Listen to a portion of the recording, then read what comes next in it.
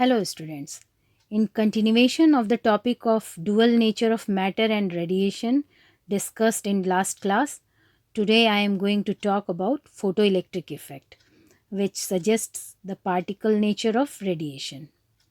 The photoelectric effect is related to the electron emission, which is the phenomenon of emission of electrons from the surface of metal in certain conditions. We are aware of the fact that a large number of electrons are free to move inside the metal, and that is the region of metals being good conductors of electricity and heat. But the electrons in metals are not so free to escape out of the metal surface, as they are bound to atoms due to electrostatic force of attraction.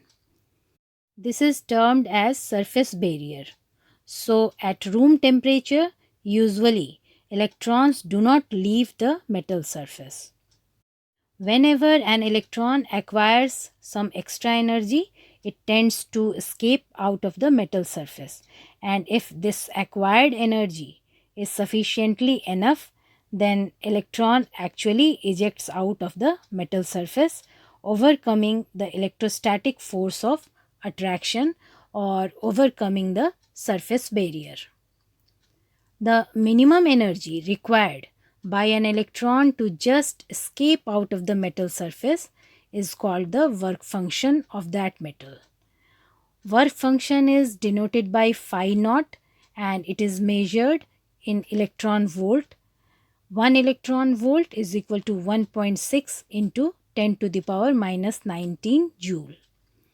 This is the energy gained by an electron when a potential difference of 1 volt is applied between the two ends of the metals. The work function phi naught is equal to h nu naught, where nu naught is the threshold frequency and it is the minimum frequency required by an electron to just eject out of the metal surface. This is actually the cutoff value of frequency below which no electron could be emitted. For emission, the electron can acquire energy by various means. These are thermionic emission, field emission, and photoelectric emission.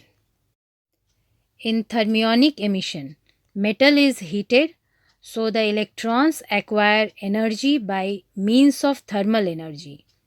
The emitted electrons in this process are known as thermions or thermal electrons.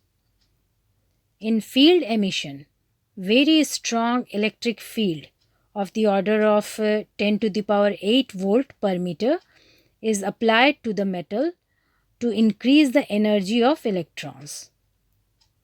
In the process of photoelectric emission, light of suitable frequency illuminates the metal surface and the energy for emission is imparted to the electrons by the photons. Hence, photoelectric effect is the phenomenon of emission of electrons from a metal surface when light radiation of suitable frequency or wavelength falls on it. The emitted electrons are known as photoelectrons. The photoelectric effect was first observed in 1887 by Heinrich Hertz. His observation is known as Hertz observations. While conducting the experiments of electromagnetic waves, Hertz observed that the high voltage sparks across the detector loop enhanced when the emitter plate was illuminated by ultraviolet light from an arc lamp.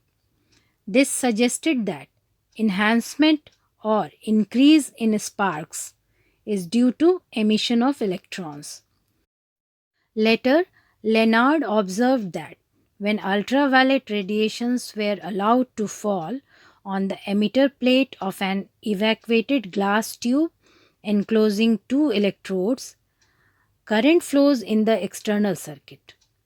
The flow of current stopped as soon as the ultraviolet radiations were stopped. These observations suggested the emission of negatively charged particles, which were attracted towards the positive plate that is collector plate. With discovery of electron in 1897, it became clear that the light falling on emitter plate resulted in emission of electrons, which were called photoelectrons due to emission caused by light. Let us now see the experimental arrangement for the study of photoelectric effect. See in the diagram, there is an evacuated tube of quartz enclosing two plates, P called cathode or emitter and Q called anode or collector. A battery B is connected across a potential divider arrangement with a key K. The center of the potential divider Mn is connected to plate P and the plate Q is connected to the sliding contact L for providing varying potential. Voltmeter V measures the potential difference between the plates P and Q. To measure the current in the circuit, an ammeter is connected which reads the photoelectric current in microampere. To study the effect of intensity on photoelectric current, the collector Q is maintained at a positive potential with respect to emitter P. For a fixed frequency of incident light, its intensity is varied and corresponding photoelectric current is measured. It is evident from the graph between intensity of incident light along x-axis and photoelectric current along y-axis that the photoelectric current varies linearly with the intensity of incident light.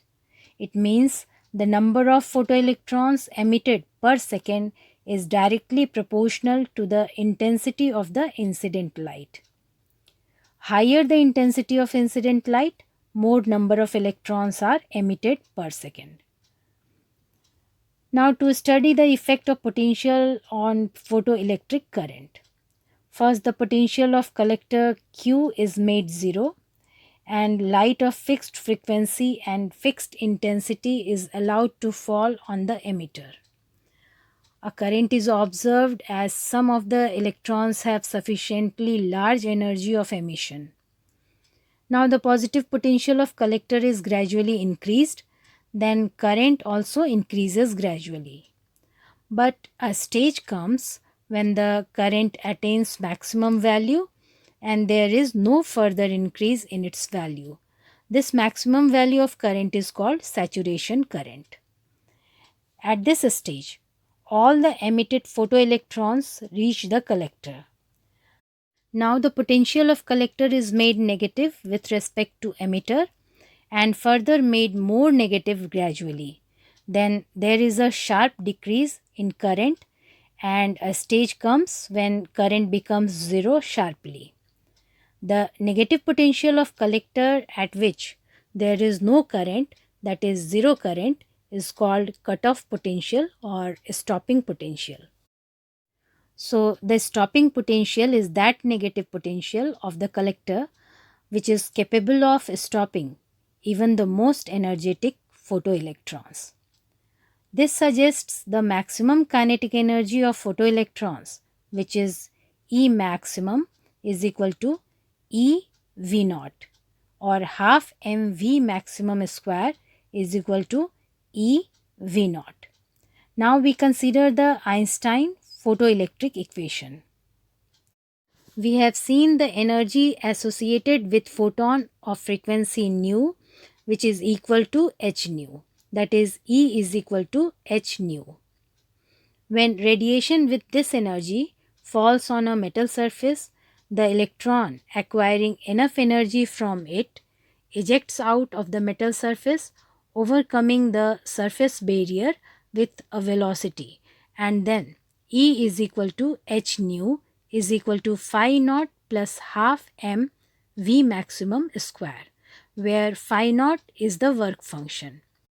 Now half m v maximum square is equal to h nu minus phi naught, which is equal to h nu minus h nu naught, since phi naught is equal to h nu naught, or half m V maximum square is equal to h times nu minus nu naught.